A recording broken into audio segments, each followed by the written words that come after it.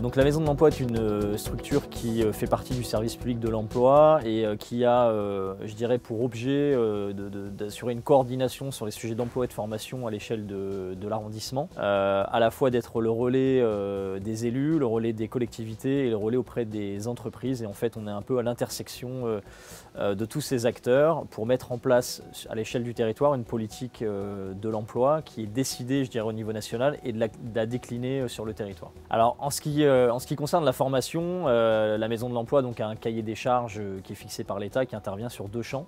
Et sur le premier champ, qui est l'anticipation des mutations économiques, on se doit de travailler sur une politique de gestion prévisionnelle et des emplois et des compétences à l'échelle du territoire.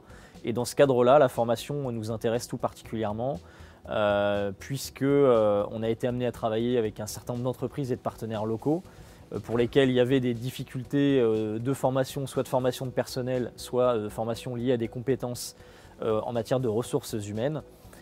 Et c'est pour ça qu'on a créé, je dirais, un collectif d'acteurs pour réfléchir à ces problématiques et mettre en place des solutions un peu innovantes. Le Lab RH, une évidence pour Pôle emploi de s'inscrire dans ce dispositif, puisque notre cœur de métier est bien finalement la GPEC, mettre en relation les demandeurs d'emploi avec les besoins des entreprises.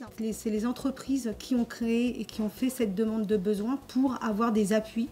Donc on a été plusieurs entreprises à faire partie de ce collectif de création du parcours, des sociétés d'intérim, des industries. Et donc on a travaillé avec Frédéric de Centre RH. C'était un travail de recensement de besoins d'abord et ensuite de propositions à destination des entreprises du territoire drouais. Et un dispositif de formation construit par des entreprises pour des entreprises qui maîtrisent à la fois leurs vrais besoins opérationnels, besoins aussi en termes de calendrier pour le déroulement des différentes sessions.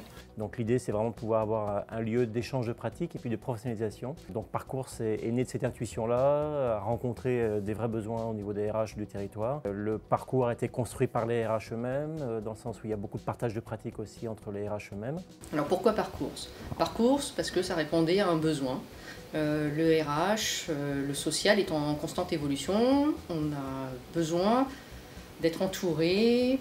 Ce que ça m'a apporté, c'est un échange de pratiques, un apporté au RIC, et puis une connaissance d'autres situations similaires à la mienne qui permet de se sentir moins isolé. Alors ça m'a apporté assurance, ça m'a apporté confiance en moi-même, une ouverture aussi sur les autres.